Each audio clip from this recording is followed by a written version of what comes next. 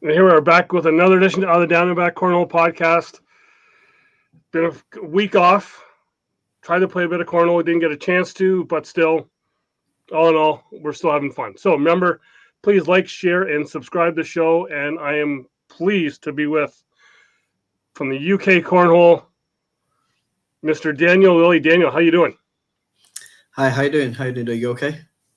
Not too bad. So if people remember the show, a couple years ago, we did version 1 of UK Cornhole, and now version 2. And I think you are kind of a little more on the ball. COVID is hopefully passed us by, and we're ready to start having some big events, which I know you have had some big events already.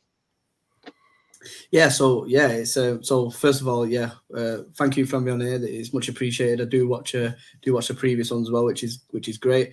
First of all, it's been absolutely crazy. I've been playing cornhole now personally for about a year. Actually started when I seen it at a wedding, as maybe most people do. So I seen it at a wedding and I thought, wow, this game is just so addictive. Like wow, like, you know, 4 bags. These bags was just simple. It was like a tea bag in a way. Like it was very simple. But yeah, I thought, wow, is this like in the UK? Is this anywhere like from a competitive point of view? Because as you know, the UK is very competitive, and England and Scotland were very competitive people. And I thought, well, wow, I need to see if this is about. So I had a search on the internet. There was a UK association, so I phoned them up and I said, what is the situation with the UK association? And they said, there's nothing really happening anymore within the UK scene. And of course, COVID kind of disrupted that as well. So I thought, well, from my previous experience in business and in management and sports management, I thought, I've got to set something up. I've got to do something here. So I got the UK Cornhole League kind of copyrighted and verified over here, and got a domain name and stuff like that, and got the website going. And it's just been an absolute blast up to this point, really. We've been doing it for about 4 or 5 months now, and we've just set up our new season structure, which is a very simple season structure as well. Even though the UK is quite small, it's probably maybe 2 states, maybe 2 or 3 states big. It's still, people still find it very difficult to kind of commit to a hobby or a sports hobby, shall we say. So we're just slowly driving that force, and hopefully it gets bigger faster, really. Well, yeah, and that's the thing. It's for me, it's because over here we see it, in so many bars, but it's almost like the perfect pub game for over there as well. Just go out, have a few pints, because we know that's what you have to do when you play cornhole, and just have some fun. Yeah, definitely. I think that the UK pub scene is, it sounds really bad, this, but they are more involved, more bothered about the beer in a way. We are seeing a lot more of shuffleboard get into clubs now and pubs. Shuffleboard is obviously, you know what shuffleboard is, but I mean, but I think that a lot of UK pub venues are not that big to kind of host cornhole events, and of course the weather in the UK is not the best as well, so you really need to get that right point. 9 times out of 10, if we have something outside, 9 times out of 10 it's going to rain and it's going to disrupt the day. So it is a shame, but it's a shame that the UK has to focus more on indoor venues. But yeah, we I don't think it's getting into that pub scene yet, but I think it might do. I think it might do eventually. Well, yeah, and that's the thing where you can always have an indoor venue or whatever, and then go back to maybe have a pub sponsored or something like that. Yeah, definitely. Right. Definitely. So we talked about that. You have had some, a couple of events I've seen online, but so what's kind of like the league structure like over there at the present time? Yeah, so basically so this season, which is season 2022-23, is based over a year, and the season is we have at the beginning we have a UK Open, so it's basically an open where anyone can come and play, and then we also then have what we call qualifiers. So we have 2 northern qualifiers and then we have 2 southern qualifiers. So we split up the UK, maybe like Birmingham area, and we have a venue or 2 venues up in the north, and we have 2 venues down in the south. but anyone can actually play. So anyone in Scotland can come right the way down to London and play if they want, and anyone can play and accumulate ranking points. And that then goes into an order of merit, like an order of merit scheme, where the order of merit is actually every 2 years. So after, in the third year, say, for example, I accumulate 1,000 points in year 1 and 2. In that third year, my first year points come off. So it's like a rolling 2-year order of merit. So yeah, and then what happens is then we play the qualifiers, and then the winners of these qualifiers, the actual winner, if they haven't won a previous event, they will automatically go into the national championship in July. So that they will go into an automatic place in the national championship, and then if they've already won a previous event, it will then go back to the order of merit. And that is how it is, really. So at the end of it all, there is a national championship, and the winner of that is crowned the UK champion. And of course, there is order of merit points as well to accumulate, which will be an order of merit champion as well. But the main one is, of course, a national champion. Yeah, and we were talking off air where you kind of have a bit of a background in kind of this sort of thing with managing something this big, and because you've kind of been around the dart scene, which I know the ACL here in North America really wants to kind of get cornhole on that kind of level. Yeah, so I'm quite lucky in life that I would say my wife called me a bit of a hobbyist. I don't jump from hobby to hobby. I just do a lot of hobbies as we speak at the minute. You know, as I'm looking here now, I've got a big dart set up there with lights and everything. And so yeah, darts is what my granddad brought me up with. Darts is a massive sport in the UK, as you know, and it's obviously getting big in the US and Canada. And yeah, it's I then got into sports management, so I then started managing some darts players and sponsoring some darts players. So some of the biggest dart players now, actually, like Stephen Bunting and David Chisnell, and some up and coming players as well. So, you know, big pedigree PDC players. And yeah, basically, kind of, I was at the start of their career, really, in a way. Not the start, but I was helping hand throughout their career. And now, obviously, they've gone into bigger and better things, of course.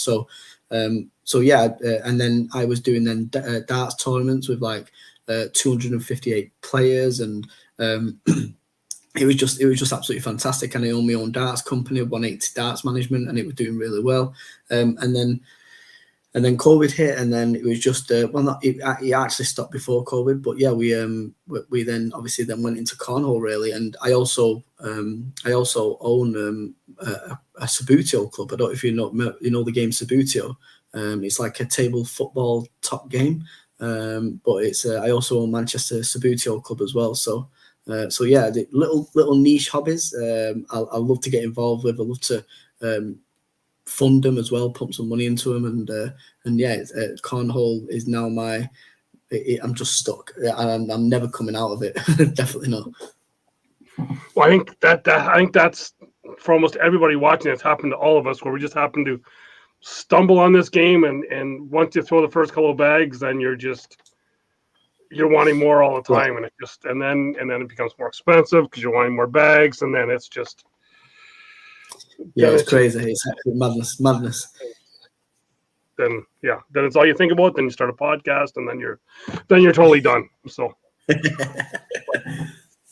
but it's the fun of the game. I think that's the one thing that I think with, you know, if you can get people playing, it's the more people you get out, the more they talk about it, more fun that they've had, and it just kind of gets everyone going.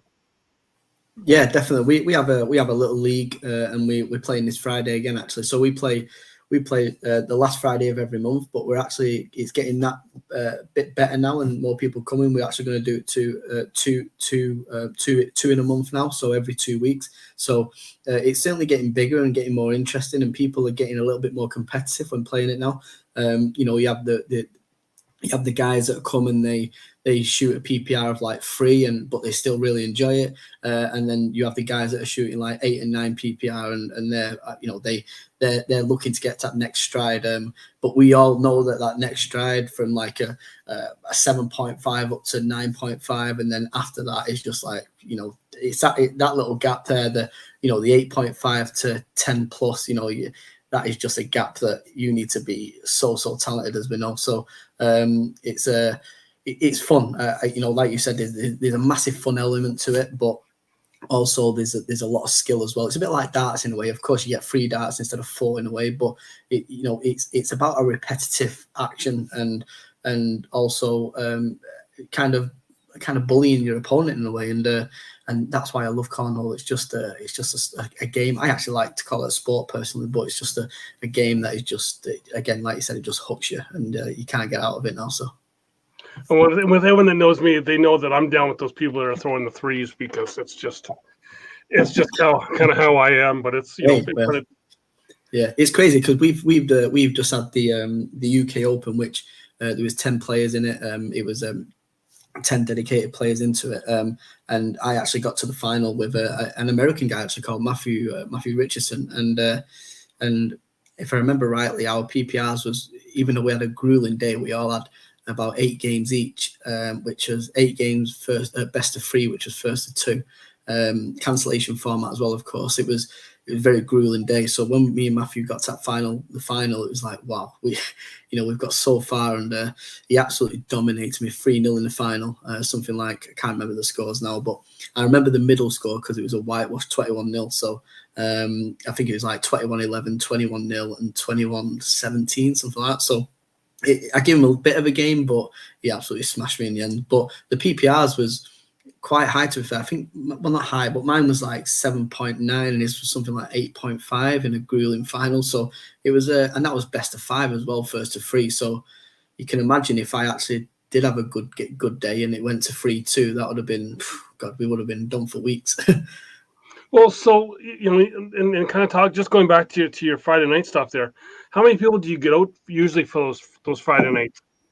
Well, so what the UKCL have done, we have places called counties over here. So it's a bit like mini states basically, and we have actually set up the club names in county names. So when a director wants to set up a club in a certain county, we would then give them that county club, if you know what I mean. So yep. I think we have 6 or 7 county clubs now at the minute. So I run, myself and Adam Sanderson run the Lancashire branch, or the Lancashire club, sorry. So we have on Friday we should have between 8 and 10 players. Again, not a lot, but again, hopefully that snowball effects, and you get the odd new ones here, there, and everywhere, and it's free to play 9 times out of 10, and it's hopefully it just snowballs effects really. So. Well, I kind of see that as how we started over here back in 2016. How we were the small. We got like 8, 10 people showing up each night. That's progressively now. We're what, 5 years later, 6 years later, and we're now finally getting. Some of our places are getting like 80 to 90 people. Now we get like 40 at our regular night. So it's, I don't want to say it's a grueling thing, but it's just that snowball really. Once you see it take effect, it just starts going.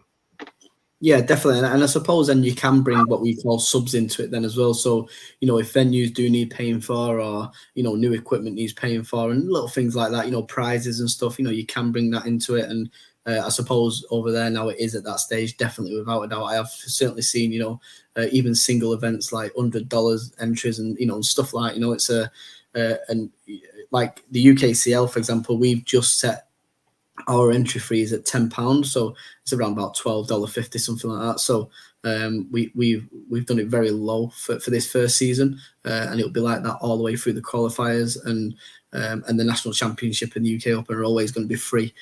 So it's just a national qualifiers that we will. I won't even say make money on it. It's just that we're going to turn over a bit of money to kind of help out on venue cost and prizes and so on, and insurance as well. So, we are throwing, 16-ounce bags, these days. And, sometimes you do get some poor players that a bag may go a bit wayward and hit someone or something. So you never know. But yeah, Yeah, it's crazy, and yeah, hopefully it continues to grow, like you said. So. Well, and the other thing that you mentioned as well about setting everything up in the counties, which I think is perfect because it's for us over here in Ontario, in our province, we've set up our Southern Ontario Cornhole Series. So that's the different clubs in the different cities go and play matches against the other clubs that we've kind of set up this year. So this is our first kind of test year, but I think it's almost perfect with the way you're already almost kind of setting that up, whether that's even a possibility to do at some point.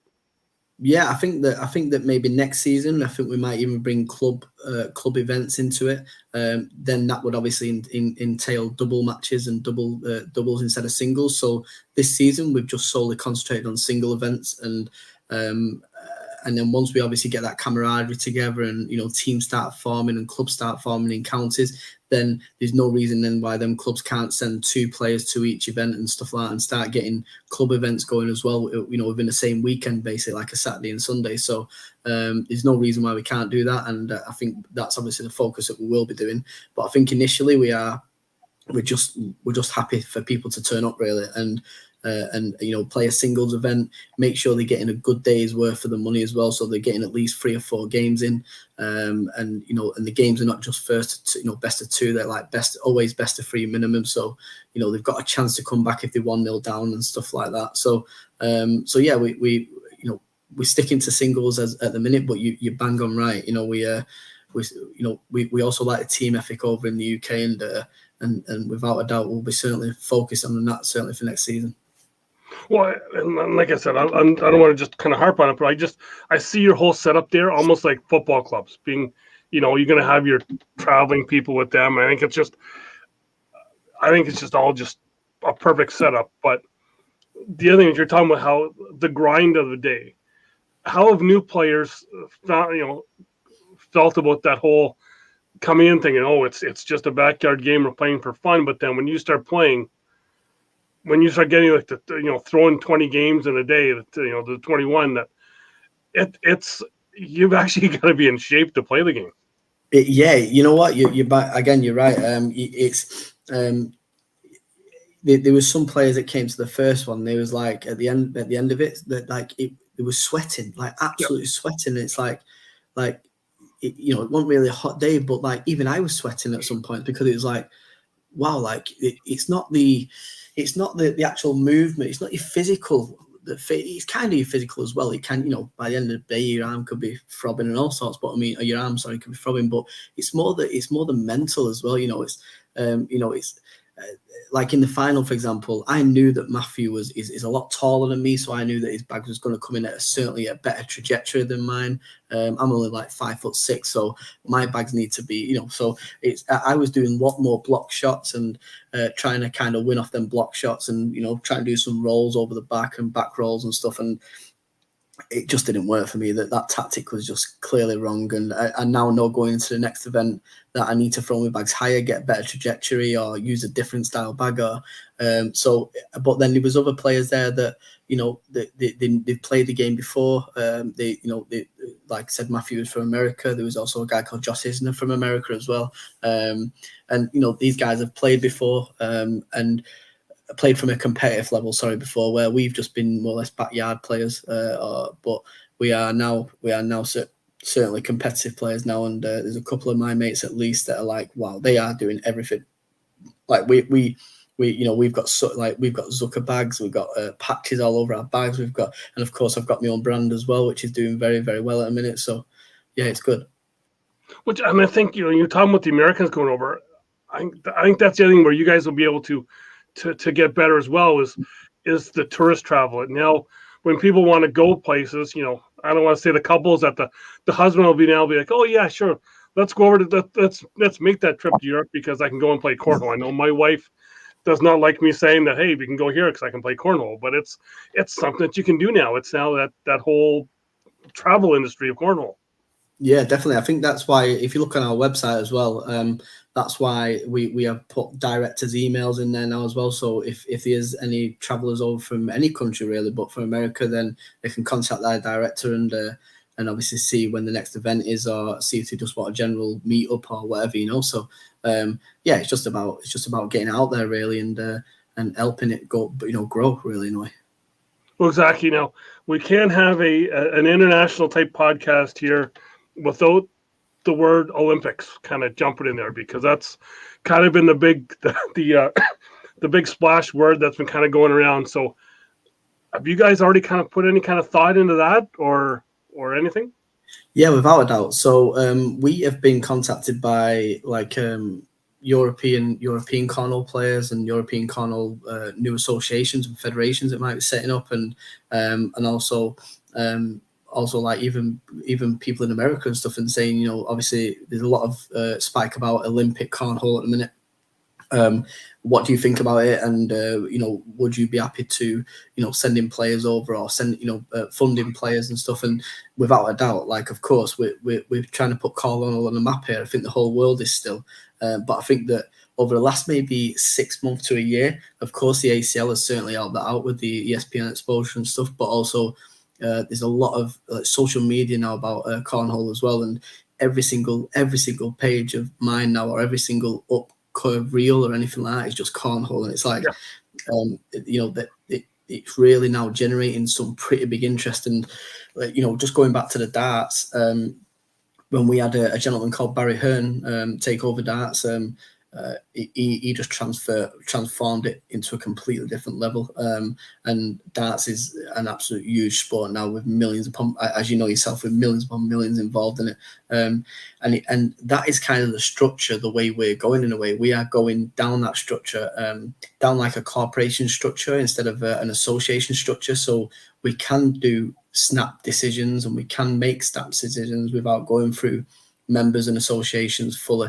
And that's why, like I said, we've got some pretty good sponsors coming up, which is much appreciated. And there is talk about TV and stuff like that coming forward for the UKCL, which is great. But hopefully that then really like generates a full kind of structure for us then to, if anything does come about the Olympics, that will then give us a good kind of body for the Olympic govern bodies over here to say, well, you are good enough, or you are big enough to be choosing or to be setting up qualifiers for the Olympics.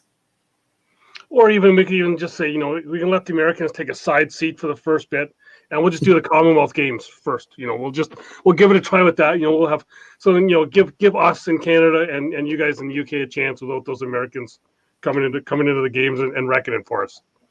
Yeah, I think that, and this is just a personal thing. First of all, I would like it in the Olympics. Of course, I would. It'd be a massive stepping stone for the sport. It'd be the biggest stepping stone, more or less.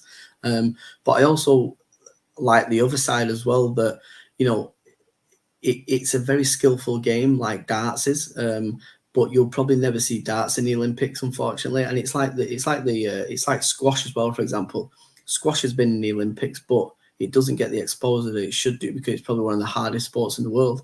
But so I can see, but then you'll get something like shooting, for example, which gets pretty good exposure. Or it's just, you know, the Olympics are, people think the Olympics are like the biggest accolade ever. And to be fair, they're probably right, because 9 times out of 10, they're not a professional person in theory that is doing it in a way. They're not a multi-millionaire that's doing it. They've got money, of course, and they're funded, of course, by probably the governing bodies. But I think that cornhole would be a massive asset for the Olympics, without a doubt. It's just that I personally would like it, but I don't think it will happen for a long time. That's just my personal opinion. But I would like it to happen, of course. Yeah, I still think that we are a little farther away than what some people may think. I still, for myself here in Canada, I kind of compare it to curling.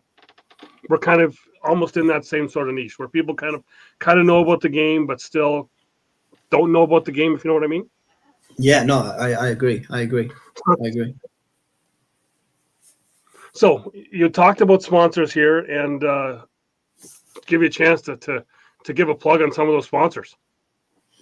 Yeah, so basically we set off at the beginning, and we thought, well, if we're bringing UK Cornhole from a professional level, well, not a professional level, but from a professional view and a professional structure, we need a professional bag brand and an apparel brand and board brand. So we thought, well, me and my brother thought, well, we've got to bring our own brand out. And so we brought our own brand out as well. So that is sneakcornhole.com. And it's generating some pretty big interest in the UK, actually. And the bags are actually imported from America.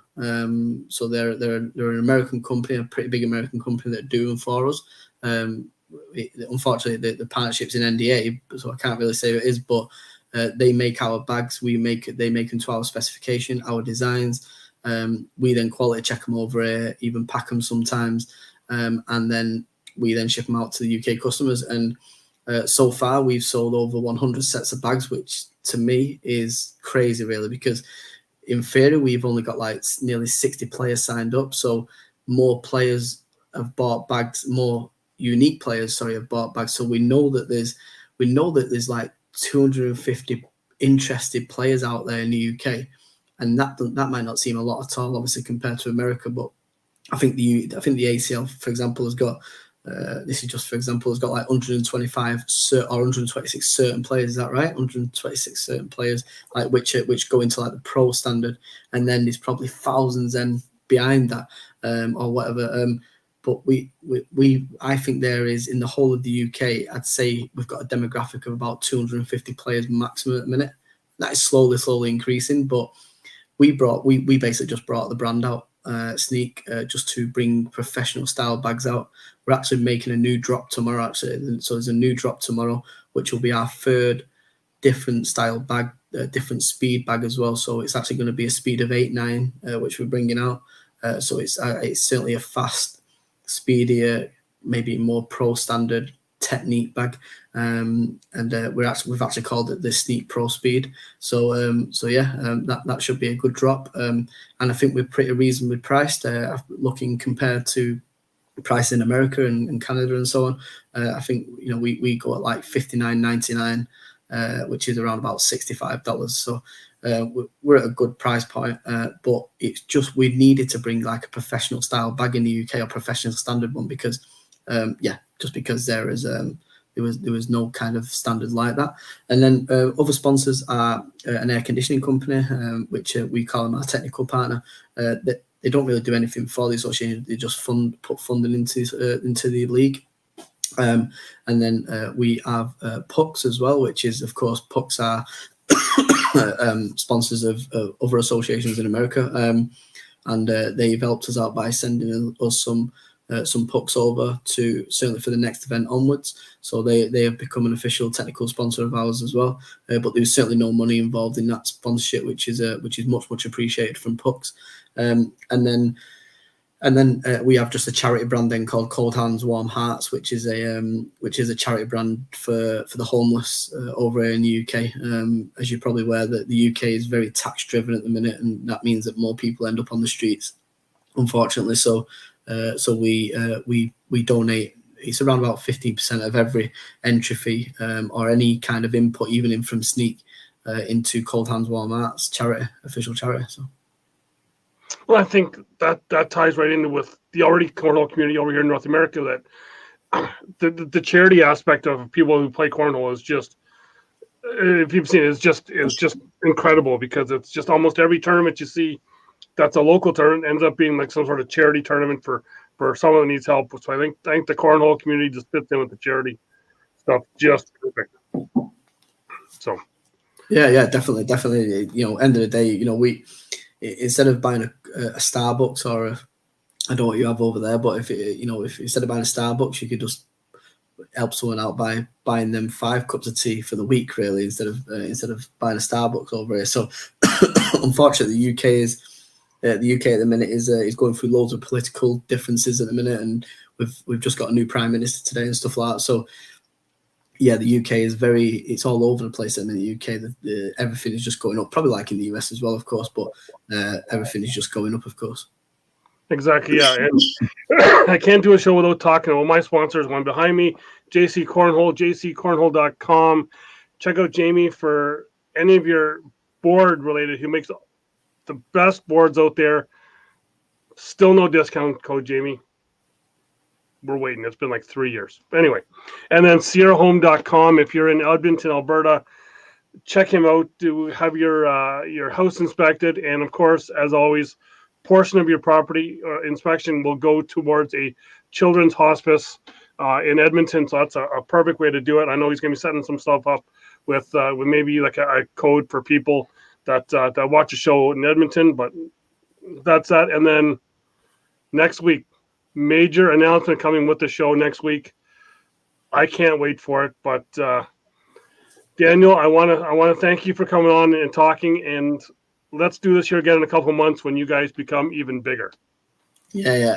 I like I said, I really do appreciate it. And if anyone wants to see us, it's at UKCornholeLeague.com, and of course sneakcornhole.com. You can see on there what's going on. But I really do appreciate it, Doug. You're much appreciated. Thank you.